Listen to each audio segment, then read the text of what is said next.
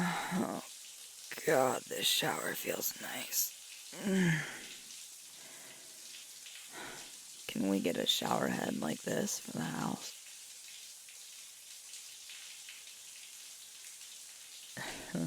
I know how long you were in here this morning before we left to start unloading the truck. So don't act like you haven't thought about it too. Oh, and it's doing an amazing job at helping me not ache. I didn't remember Liam's furniture being anywhere near that heavy. It didn't feel that heavy when we were loading it into the truck yesterday, did it?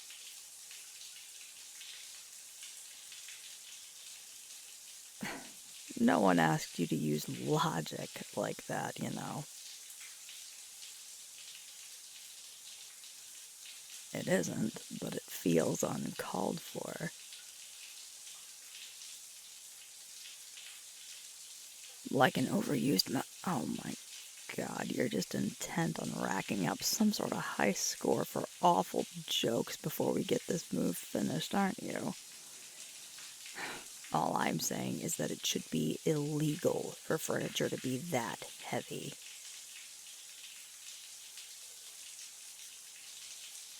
Are you telling me that you think a bed frame that weighs as much as a small car isn't some sort of crime against human decency?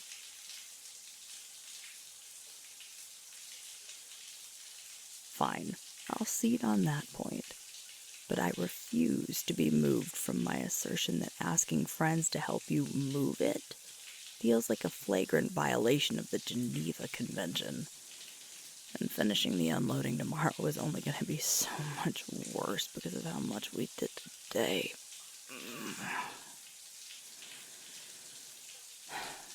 I wonder what his new neighbors would think if a wolf started moving in some of the things I could carry in my mouth.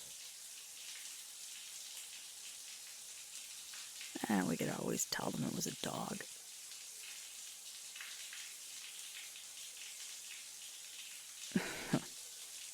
It was worth considering anyway, even if only for the mental image. God, could you imagine both of us in our wolf forms trying to bring in his couch?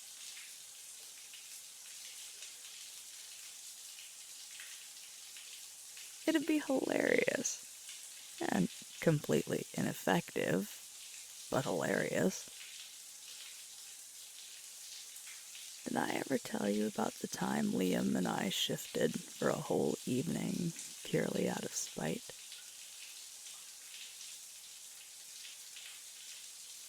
We were 14, I think, 15, something like that. Would you hand me the shampoo? Right there on the... Yeah. Thanks, dearest. So, we'd planned this big weekend. Some game was coming out that we'd been looking forward to, but we decided, since we were always at each other's houses, buying more than one copy was a waste. When it dropped, we ended up buying the one from my family's game console because it was easier to find. That was Tuesday. Friday, we ran to my house after school to drop off our bags, and then ran to his house and begged his mom to drive us to the grocery store.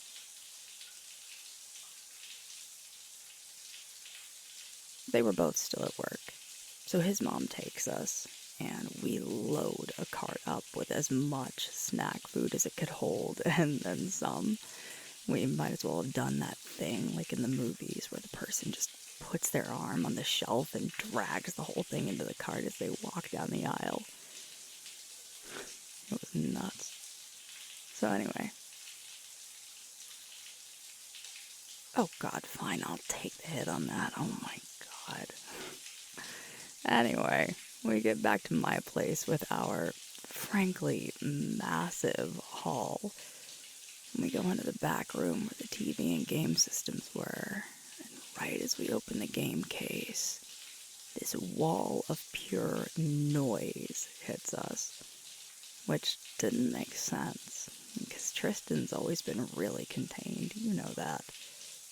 So I go to investigate. Turns out both of my aunts and 5 of my cousins, who were all under 8 at the time, had just walked in the front door. Will you hand me the soap? Okay, that's gonna take a little creativity to... What are you... You don't have to do that. I know you're sore, too.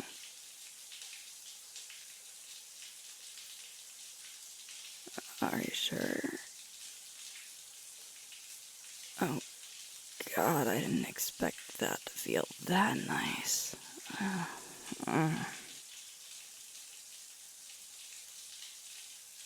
Yeah, right there on my calf.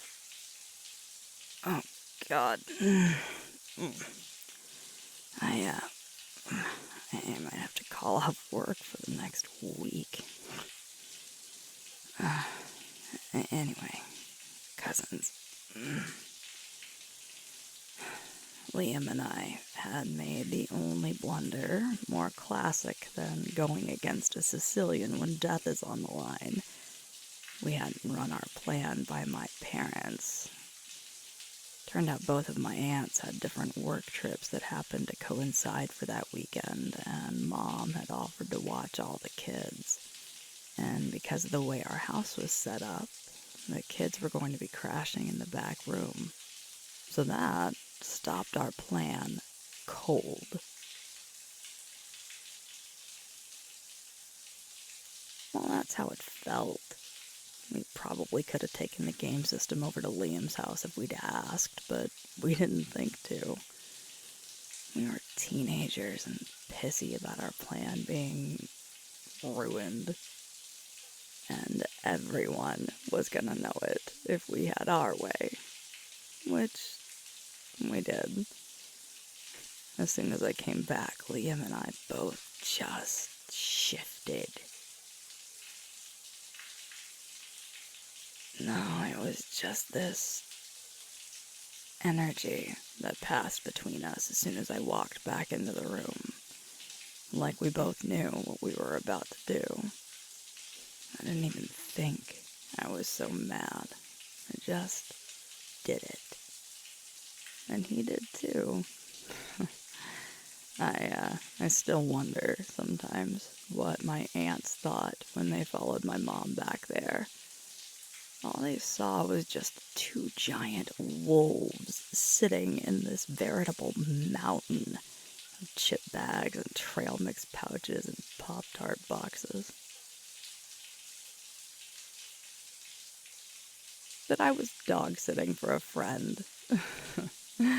But you've seen my wolf.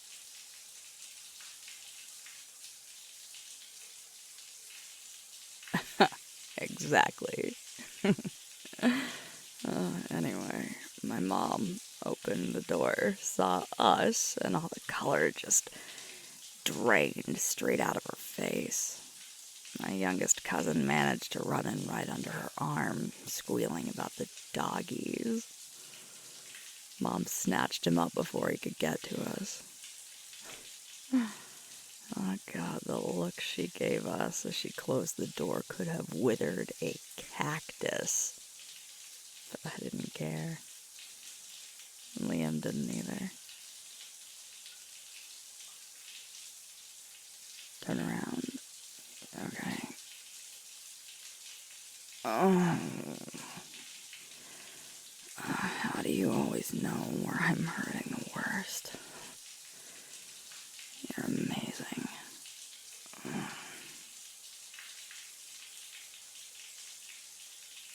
Well, thank you.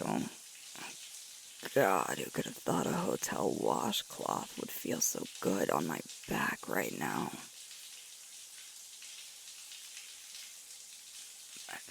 Besides you, remember how sore I was when I spent the day helping Millie learn to shift?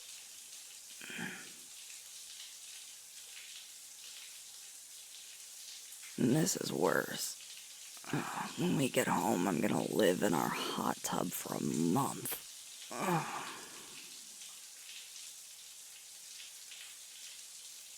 Hmm? Oh, we stayed shifted all the way up until the kids went to bed. Mom was mortified the entire time. She kept glaring at us every chance she got.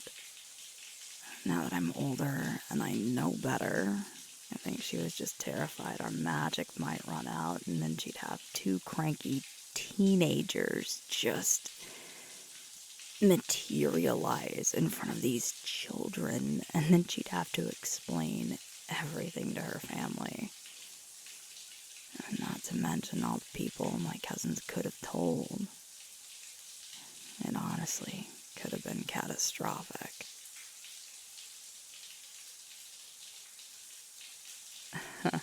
Dad thought the whole situation was hilarious. I think he knew our anger would burn itself out before our magic did. He was right. We were both over it by dinner, especially when Dad's answer to feeding us was to give us table scraps from his plate. After my cousins were asleep, we went to my room and shifted back. Dad brought us cereal and ice cream and told me I was in trouble, but that we got a pass because it was the most interesting way he'd seen to vent anger in a while.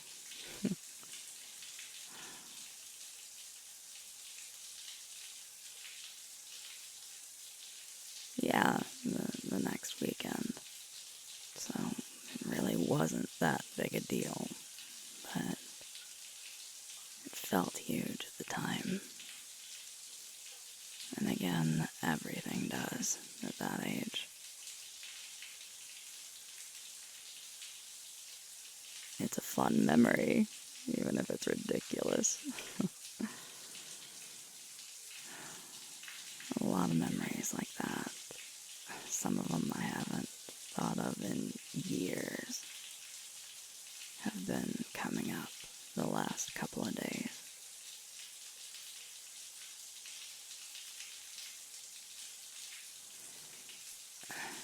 Better, I think.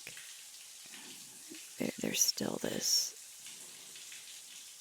edge of the surreal to it. But I keep reminding myself that he isn't gone. There'll still be weekends he comes over and we all stay up until past sunrise, playing video games and eating pizza. There'll still be phone calls that last for hours where we talk about everything and nothing. He's still my best friend, and he always will be, even if he doesn't live within the same city limits.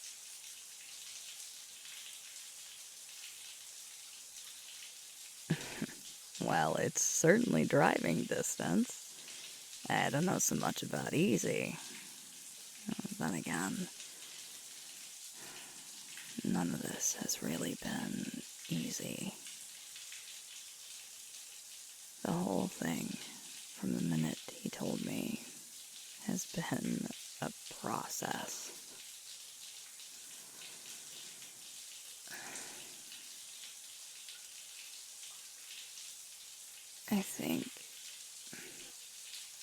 I think we all reach these points where things that we thought were stable, that we thought were given absolutes, change around us. And that doesn't mean it's bad. It just feels destabilizing for a while until you find your new equilibrium. I spent the first 2 weeks battling emotional vertigo as something that had always been a bedrock crumbled out from under my feet. And in some ways, I'm still off balance. I haven't ever had to do this without him. But I'm settling into the new normal.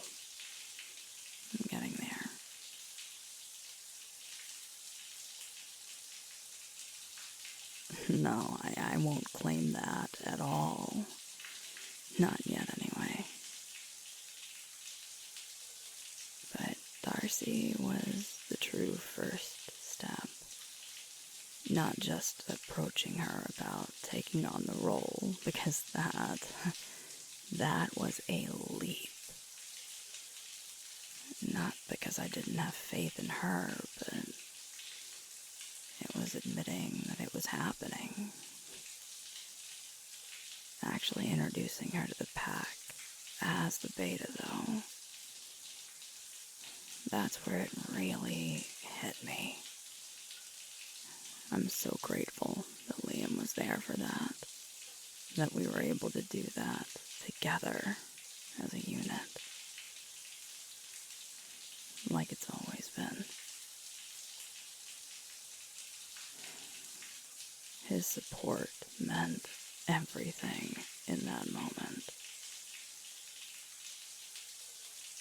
And then all through this week, as we've been easing Darcy into what it's going to mean for her, pulling the curtain back on some things that she's going to need to know as beta, watching her try to step in and be there to fill that gap. Didn't hurt as much as I feared it might. It's been awkward, but there's been something settling and soothing about it. It's almost a gentler reminder of the reality of what's happening. One I can't ignore or put aside. One that's forced me to continue to examine it and deal with it and emotionally process it every day rather than tucking it away and bottling it up for later.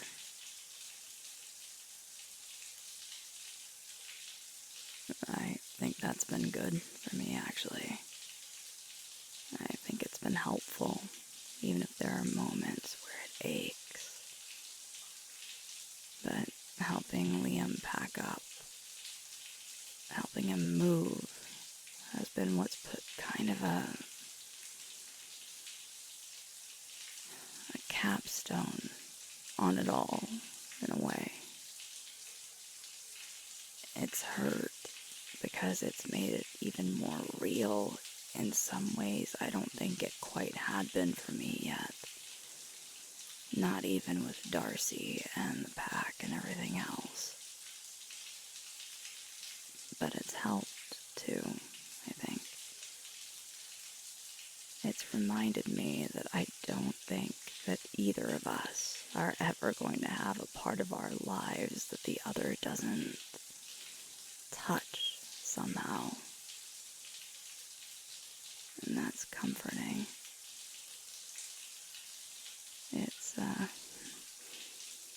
It's part of the new equilibrium.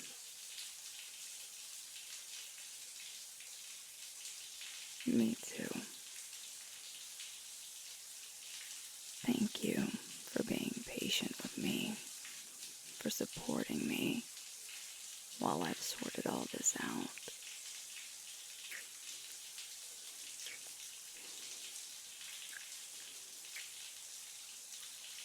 I love you, truly, deeply.